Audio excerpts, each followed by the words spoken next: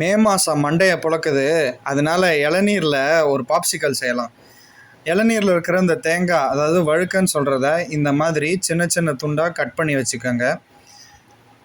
Cook with HR பேஜை follow பண்ணாதவங்க பண்ணிக்கோங்க. ஹரிஷ் ராஜேந்திரன் யூடியூப் சேனலை சப்ஸ்கிரைப் பண்ணாதவங்க பண்ணிக்கோங்க.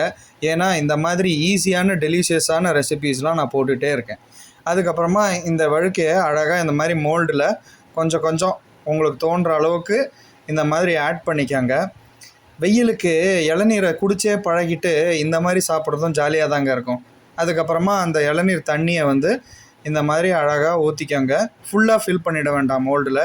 ஏன்னா நம்ம இதுக்கப்புறம் அந்த ஸ்டிக்கு வைக்க போகிறோம். அதை மூடி வச்சு அதுக்கப்புறமா இன்னொரு மோல்டு எடுத்துக்கிட்டேன். அதுலேயும் இதே மாதிரி வச்சு இளநீரை ஃபில் பண்ணிக்கிட்டேன். மீதி இளநீர் என்ன பண்ணேன்னு கேட்காதீங்க, குடிச்சிட்டேன் ஜாலியாக.